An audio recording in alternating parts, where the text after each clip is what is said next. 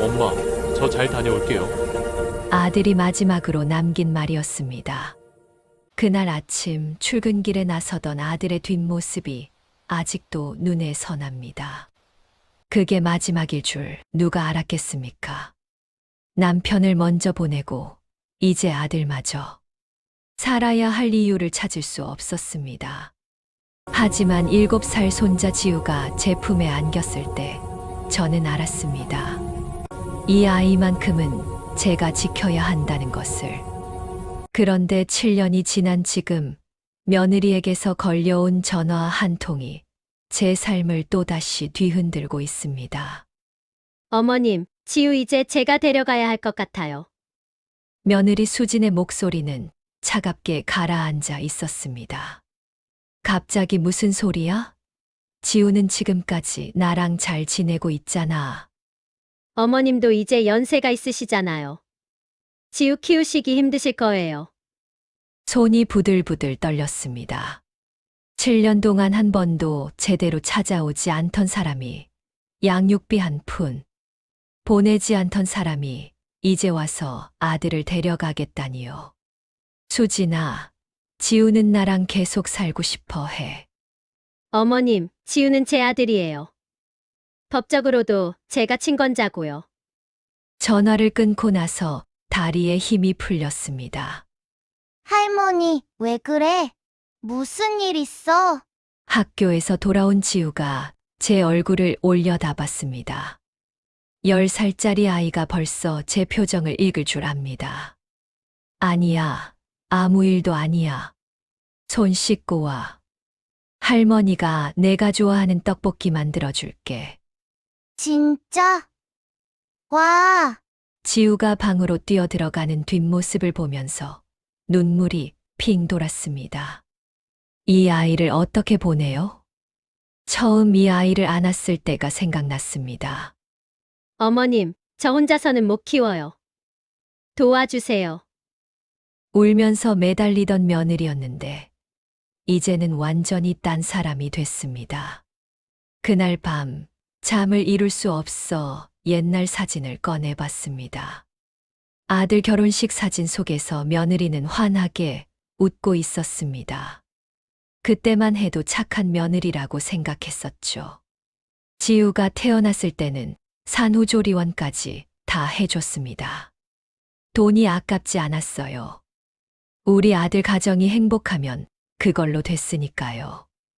여보, 나 이제 어떻게 해야 할까요? 남편 영정 앞에서 중얼거렸습니다. 8년 전 교통사고로 남편을 잃고 1년 뒤에는 아들마저 똑같이 교통사고로 떠나보냈습니다. 그때 며느리가 어머님 없으면 저 어떡해요? 라고 울던 게 엊그제 같은데 말입니다. 엄마, 며느리 요즘 뭐 하고 지내? 둘째 딸 미숙이가 전화를 걸어왔습니다.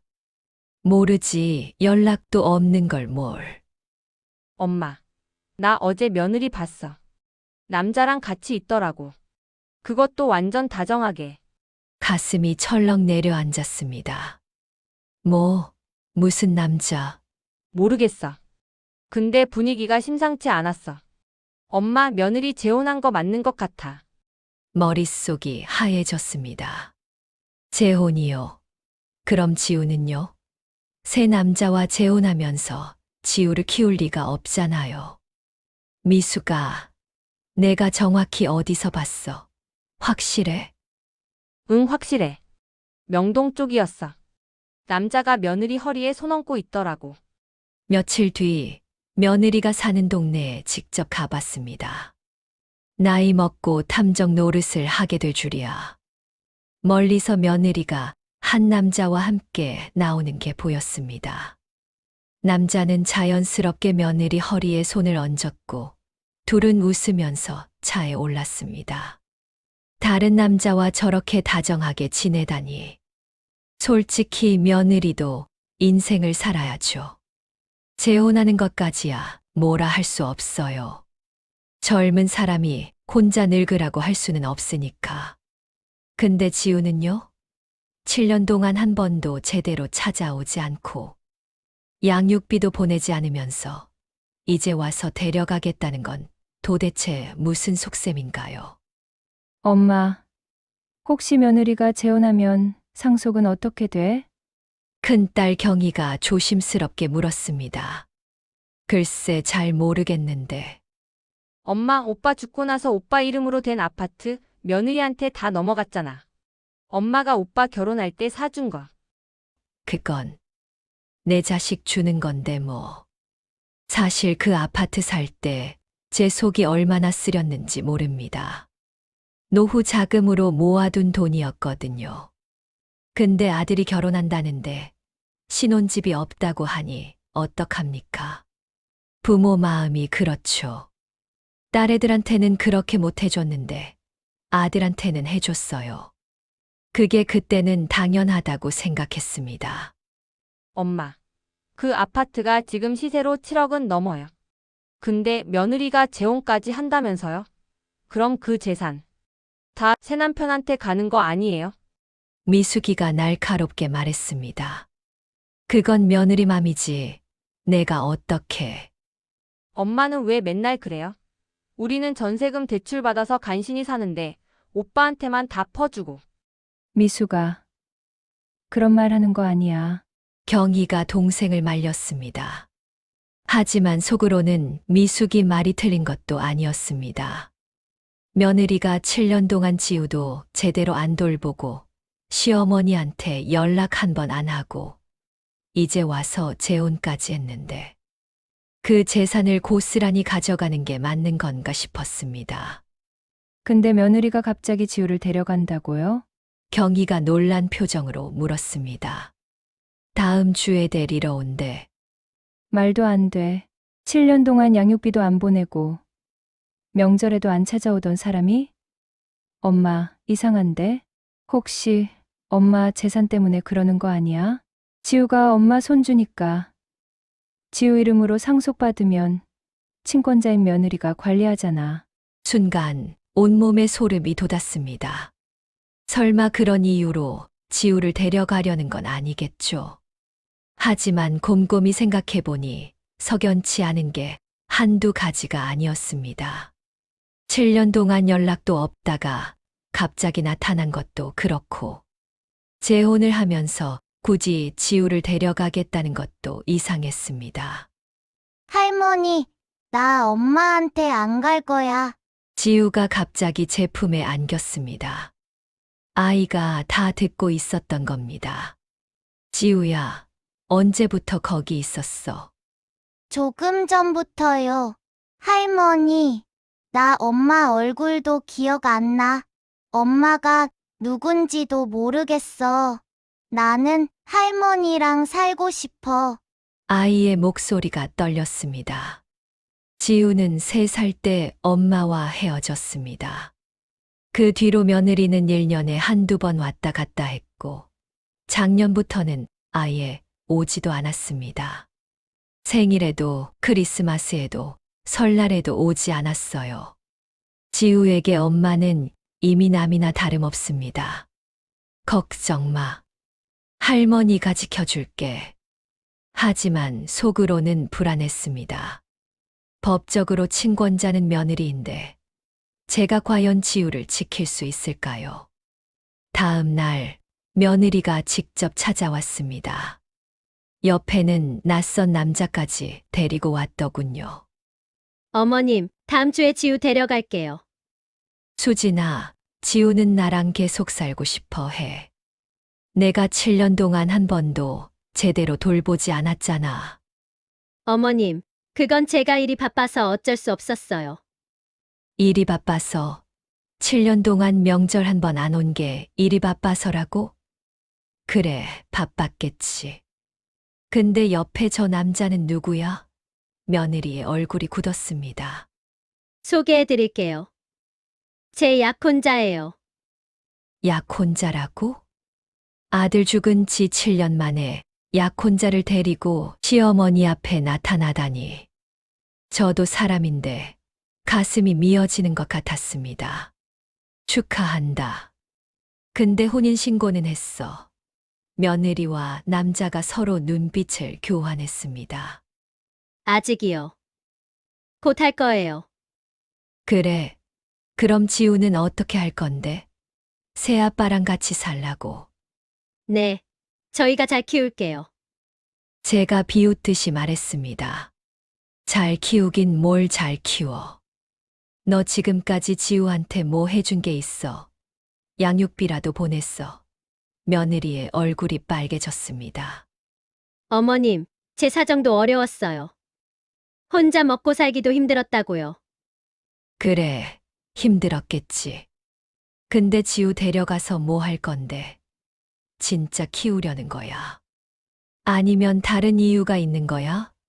어머님, 무슨 말씀을? 내가 죽으면 지우 이름으로 상속받으려는 거 아니야? 며느리가 발끈했습니다. 어머님, 어떻게 그런 말씀을 하세요? 제가 그런 사람으로 보여요? 그럼 뭐야? 7년 동안 방치하다가 갑자기 데려가겠다는 게. 게다가 재혼까지 하면서. 어머님, 법적으로 지우는 제 아들이에요. 저한테 친권이 있다고요. 며느리의 목소리가 날카로워졌습니다. 그래, 법적으로는 그렇겠지. 근데 지우 마음은 생각 안 해. 아이가 싫다는데 억지로 데려갈 거야? 옆에 있던 남자가 나섰습니다. 어르신, 저희가 정말 잘 키울 겁니다. 아이한테도 좋은 환경 만들어 줄게요. 당신은 누구길래 남의 집안일에 끼어들어? 당신이 지우 아빠야? 남자가 당황한 표정을 지었습니다. 어머님, 다음 주 토요일에 지우 데리러 올게요. 준비시켜 주세요. 며느리는 그 말만 남기고 나가버렸습니다. 다리에 힘이 풀려 주저앉고 말았습니다. 경희가 급히 달려왔습니다. 아이들이 다 지켜보고 있었던 겁니다. 엄마, 변호사한테 상담받아봐야 해. 변호사. 그런 데는 돈도 많이 들고. 엄마, 지금 돈이 문제야? 지우 빼앗기면 어떡하려고. 미숙이가 벌써 변호사 사무실 예약까지 해놨다고 했습니다. 며칠 뒤 변호사 사무실에 갔습니다.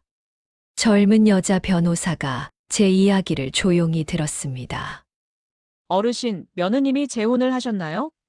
동거는 하는데 혼인신고는 안 했대요.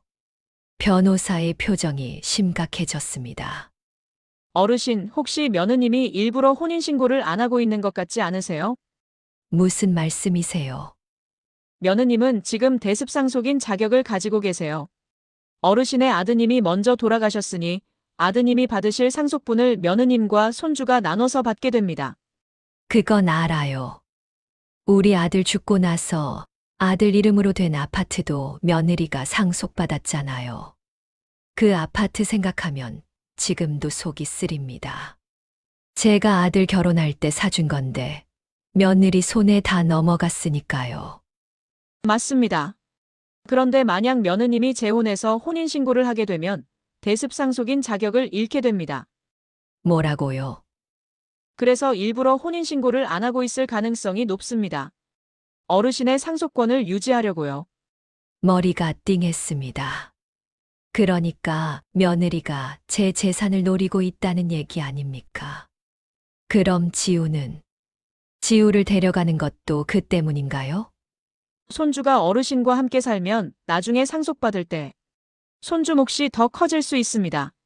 하지만 손주를 며느님이 직접 키우면서 친권자로서 재산을 관리할 수 있다면 며느님 입장에서는 더 유리하죠.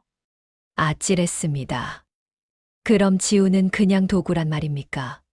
재산을 상속받기 위한? 그럼 제가 어떻게 해야 하죠? 변호사가 차분하게 설명했습니다.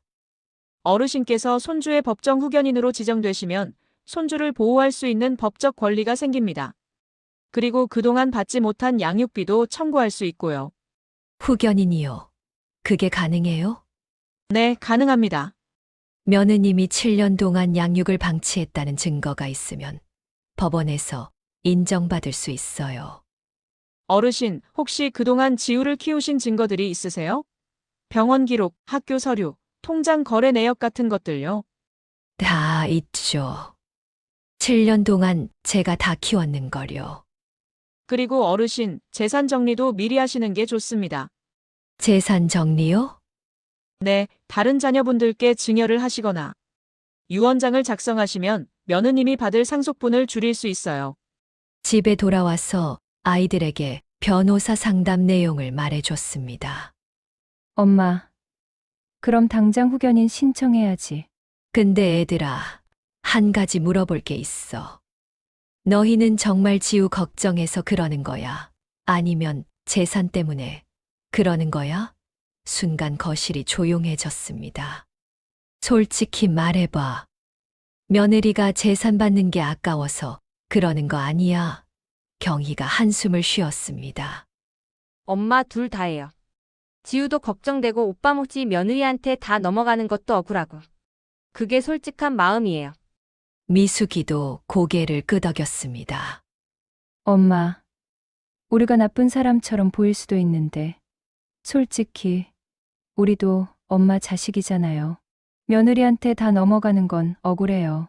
적어도 정직하게 말해줘서 고마웠습니다. 그게 사람 마음 아니겠습니까? 알았어. 그럼 내가 확실하게 정리할게. 너희한테도 증여할 건 증여하고 지우 몫도 따로 남겨둘게. 며느리가 아무리 밉더라도 지우한테는 죄가 없어. 지우 몫은 지우가 받아야 해. 근데 엄마, 지우는 며느리가 키우지도 않았잖아요. 엄마가 키웠는데, 그래도 내 손주야. 우리 아들 피를 이은. 지우는 나중에 커서 자기 몫을 받아야 해. 경희가 눈시울을 붉혔습니다. 엄마, 오빠가 살아있으면 얼마나 좋았을까. 그러게 말이다. 우리 아들만 있었어도 이런 일은 없었을 텐데. 그날 밤 지우가 잠든 모습을 보면서 생각했습니다. 며느리가 지우만 잘 키웠으면 저는 아무 말도 안 했을 겁니다. 며느리 재혼하는 것도 새 인생 사는 것도 다 이해했을 거예요. 제 재산이요. 지우만 잘 크면 다 주고 싶었어요. 며느리한테 가든 누구한테 가든 상관없었어요. 지우가 잘 먹고 잘 자라는 게 제일 중요했으니까. 근데 며느리는 7년 동안 뭘 했습니까? 아이를 저한테 떠넘기고 양육비 한 푼 안 보내고 얼굴 한 번 안 비추고 이제 와서 데려가겠다고 하잖아요. 그것도 재산 때문에. 이건 아니죠. 이건 정말 아닙니다. 2달 뒤 법원에서 후견인 지정 결정이 났습니다. 제가 지우의 법정 후견인이 된 겁니다. 며느리는 밀린 양육비 7년치를 내야 하고 지우를 함부로 데려갈 수 없게 됐습니다. 며느리에게서 마지막으로 문자가 왔습니다. 어머님, 제가 잘못했습니다. 지우 잘 부탁드립니다. 용서할 수 있을지는 모르겠습니다. 하지만 미워하지는 않기로 했습니다. 미움은 저를 갉아먹을 뿐이니까요. 며느리가 진짜 지우를 사랑했다면 제가 이렇게까지 안 했을 겁니다. 지우만 잘 키웠으면 먹고 사는 건 제가 다 해줬을 거예요. 근데 아니잖아요. 아이는 내팽개치고 재산만 노리고 이제 남은 시간 지우와 행복하게 살 겁니다. 남편과 아들이 하늘에서 지켜보고 있을 겁니다. 여보, 아들아, 걱정 마. 우리 지우, 내가 지킬게. 창밖으로 따스한 햇살이 들어왔습니다. 여러분, 저 잘한 거죠? 저에게 댓글로 알려주세요. 이야기가 좋았다면 구독과 좋아요도 눌러주세요. 저에게 큰 힘이 됩니다. 감사합니다.